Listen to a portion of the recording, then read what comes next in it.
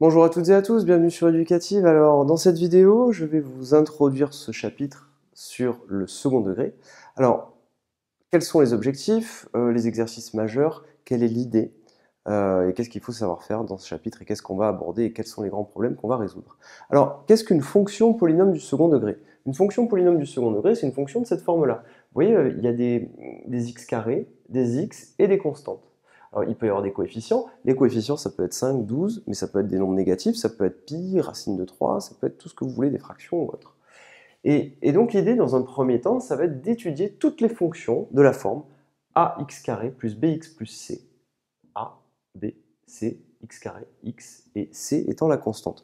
Donc souvent, les polynômes du second degré, on les écrira sous cette forme-là, ax carré plus bx plus c.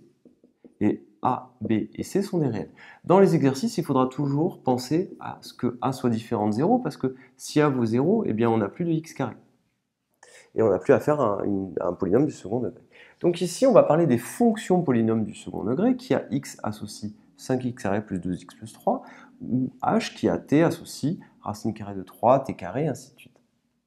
Ça, cette expression-là, ça peut très bien être une trajectoire.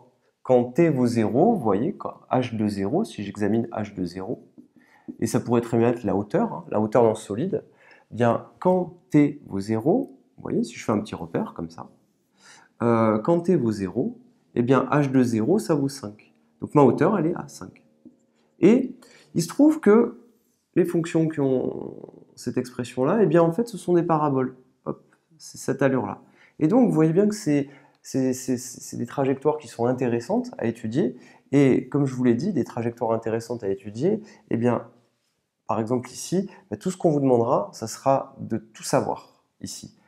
Quelles sont les coordonnées du sommet? Est-ce qu'on a affaire à un maximum ou un minimum? Est-ce que notre parabole est comme ceci ou comme ceci? Combien de fois est-ce qu'on coupe l'axe des abscisses? Est-ce qu'on coupe une fois ou plusieurs fois l'axe des abscisses? Est-ce qu'on peut ne pas couper l'axe des abscisses? Ça, c'est le lien entre fonction polynôme et la courbe. Maintenant, on va apprendre à résoudre des équations du second degré, c'est-à-dire on va apprendre à résoudre ce type d'équation.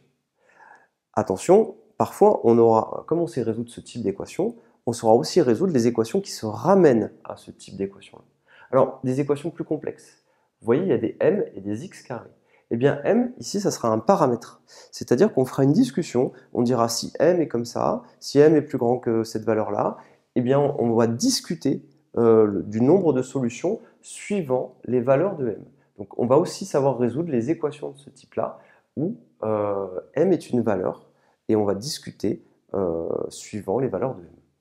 Bien sûr, il y a une autre technique qui arrive. Vous voyez ici, c'est une équation, non pas du second degré, parce qu'on est de x carré, mais une équation de degré 4. Il y a x puissance 4 et là 4x carré. Donc, il y aura une technique qui permettra de résoudre ce type d'équation-là en posant grand X égale x carré, et on se ramènera à une équation, tout simplement, à une équation du second degré. Alors, je vous donne une petite indication. Pour grand X égale x carré, si je remplace grand X par x carré, enfin le x carré par grand X, ça me donnera quoi? Ça me donnera 3 grand X carré plus 4 grand X moins 7 égale 0. Et ça, encore une fois, c'est une équation que je sais résoudre. Donc toujours l'idée, c'est se ramener à une équation qu'on sait résoudre. Et ça, on saura le faire.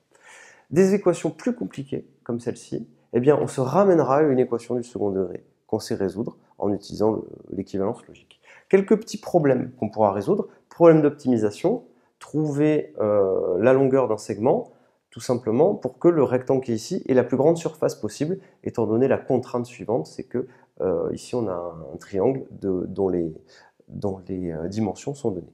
Ici aussi, pareil, un autre problème, on vous dira trouver la valeur de x pour que le triangle soit rectangle. Voilà. Et on se ramènera à chaque fois à une équation du second degré. Donc ça, c'est un petit peu tous les problèmes qu'il faut savoir résoudre et qu'on va résoudre dans le chapitre. Je vous remercie et à très bientôt.